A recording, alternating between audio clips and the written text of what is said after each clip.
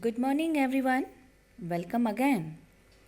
I believe that you have done the previous work that was of history and you may have written it in your social science notebook.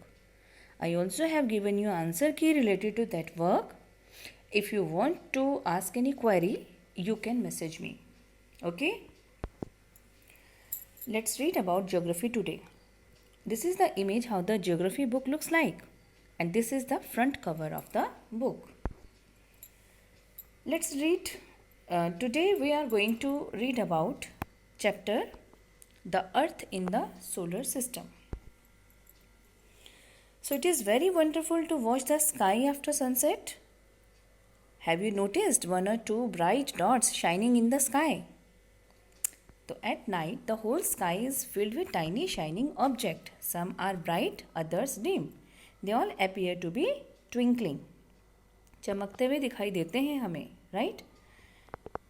Along with these bright objects, you may also see the moon on the most of the days.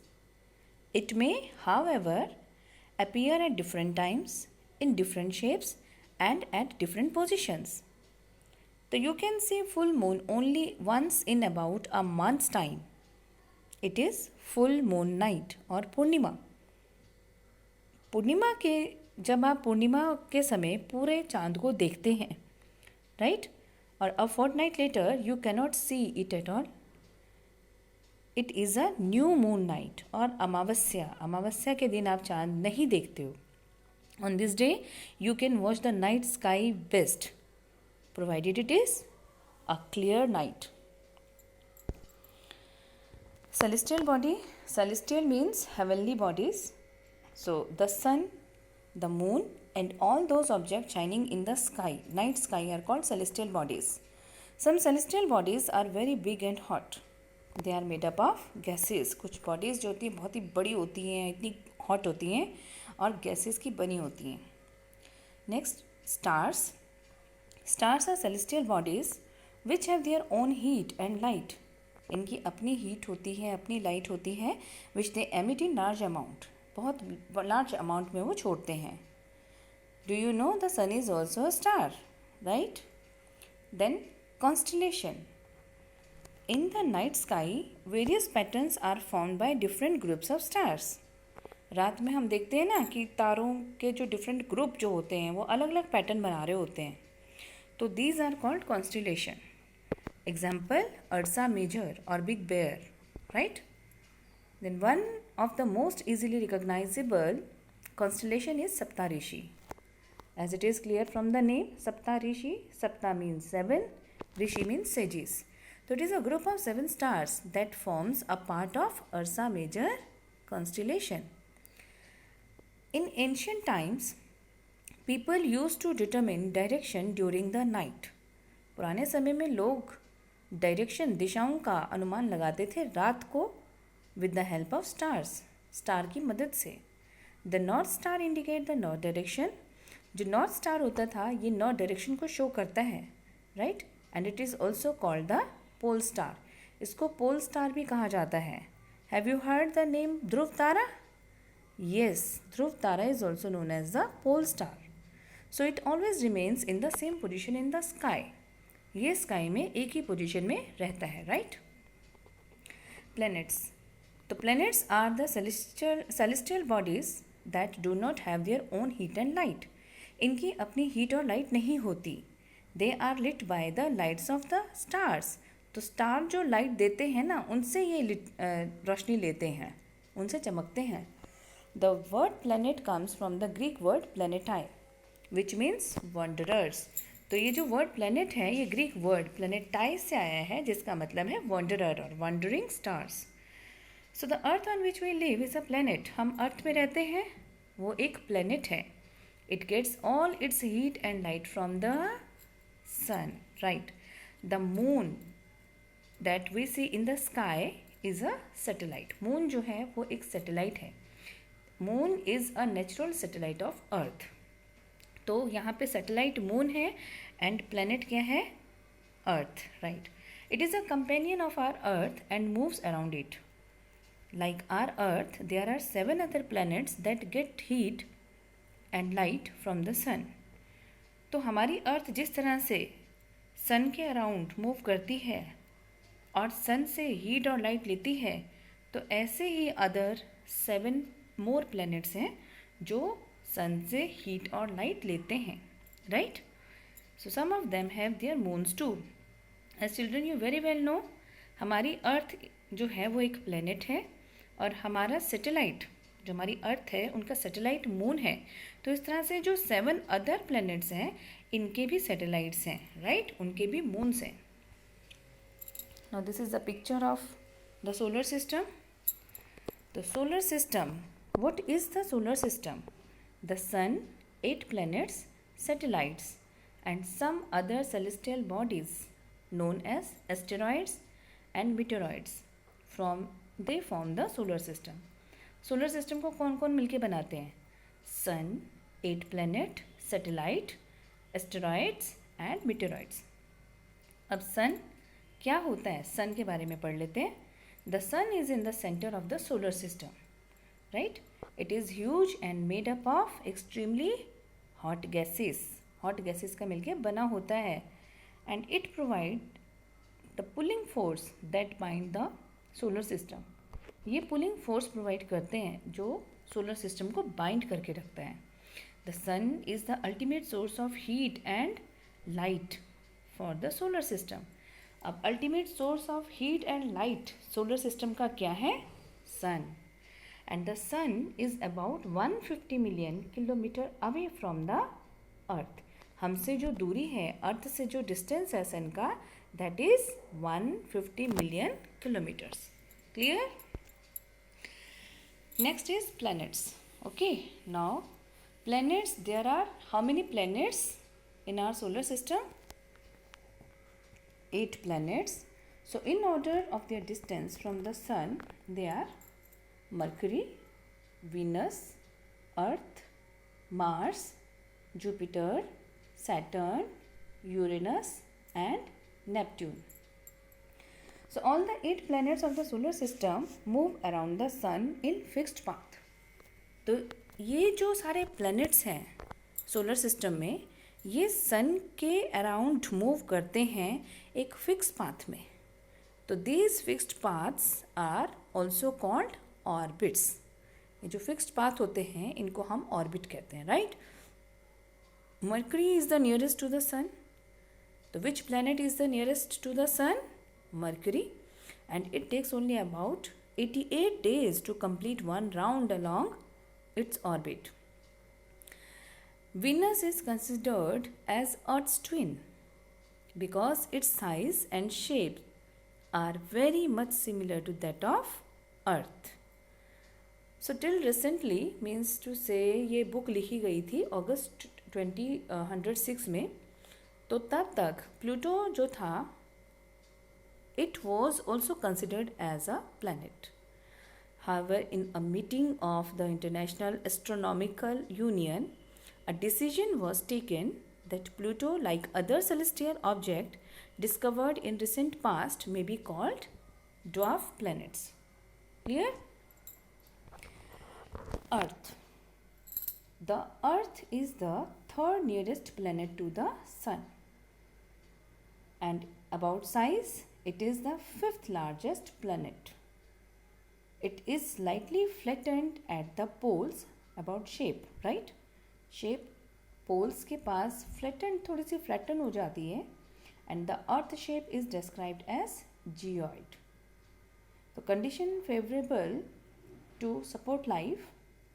What are the conditions that support life in earth that are probably found only on earth, right? It has water and air, हवा, पानी, which are very essential for survival.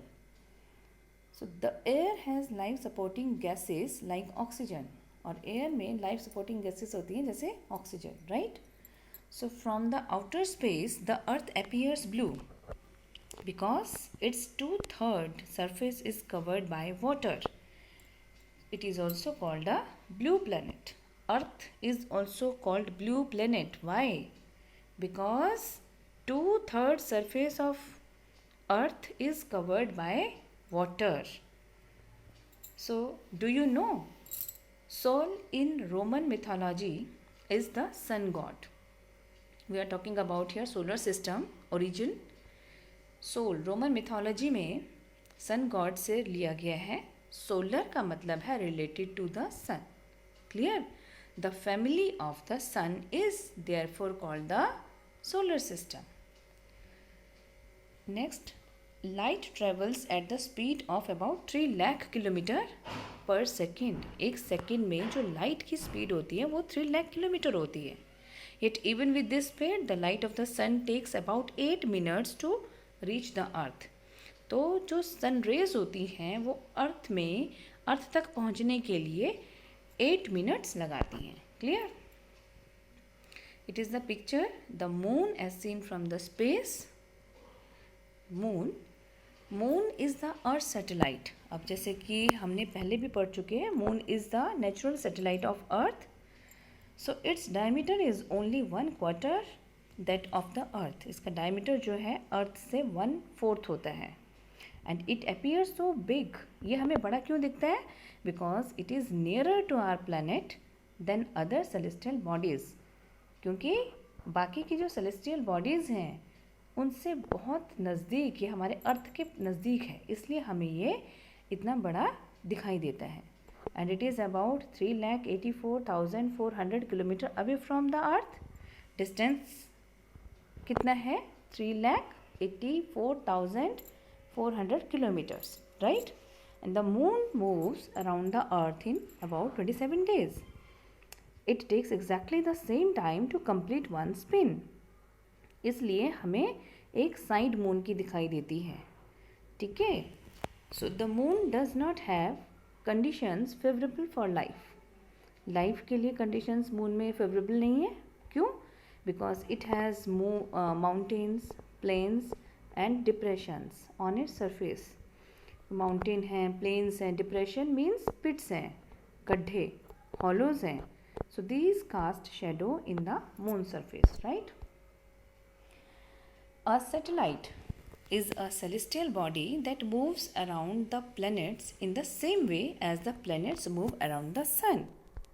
Celestial body जो अपने planet के around move करती है उसको satellite कहा जाता है. ठीक है? जैसे हमने देखा अर्थ जो है, अर्थ इज़ अ planet, ये sun के around move करती है, right? planet move करता है around the sun और satellite move around the planets, right? So a human made satellite is an artificial body. It is designed by scientists to gather information about the universe or for communication. It is carried by a rocket and placed in the orbit around the earth. Some of the Indian satellites in space are INSAT, IRS and ADUSAT. Now comes to asteroids. This is the picture of asteroid. So asteroids are tiny bodies that move around the sun. छोटी bodies होती हैं जो sun के around move करती हैं. They are found between the orbit of Mars and Jupiter. तो ये Jupiter और Mars के orbit के बीच में पाई जाती हैं. Scientists are of view that asteroids are part of a planet which exploded many years back. Next is meteoroids. Small pieces of rocks which move around the sun. ये कुछ rocks के छोटे छोटे pieces होते हैं जो sun के around move करते हैं. They are called meteoroids. Sometimes these meteoroids come near the earth and tend to drop upon it. Meteoroids जो हैं अर्थ के नज़दीक आते हैं और ऐसे लगता है कि उस पर गिरने वाले हैं.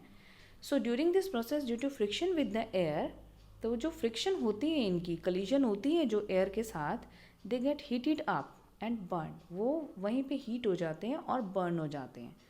तो it causes a flash of light. तो ये फ्लैश ऑफ लाइट शो करता है. It is like a shooting star, right? तो sometimes a meteor without being completely burned falls on the earth and creates a hollow. तो कभी कभी meteor जो होता है ये पूरा जलता तो है नहीं, ये अर्थ पे गिर जाता है और एक हॉलो क्रिएट करता है. Now a cluster of million of star is called the Milky Way galaxy. तो जो एक क्लस्टर है, सेट होता है मिलियन ऑफ स्टार का, it is called the Milky Way galaxy of our solar system is a part of this galaxy. So in ancient India, it was imagined to be the river of light flowing in the sky. Thus it was named Akash Ganga. Now here is the picture. Do you see a whitish broad band like a white glowing path across the sky on a clear starry night? So it is called a cluster of million of stars, and this band is the Milky Way galaxy. So what is galaxy? A galaxy is a huge system of billions of stars and clouds of dust and gases. There are millions of such galaxies that make the universe. Clear? So can you relate yourself with the universe now? The picture shown, imagine it is you, okay? And you are the part of earth, you are on the earth, and the earth is a part of the solar system. Our solar system is a part of the Milky Way galaxy, which is further the part of the universe. Okay? So this was today's chapter. I hope you all understand this well. If anyone wants to ask any query related to this work, you can. Thank you.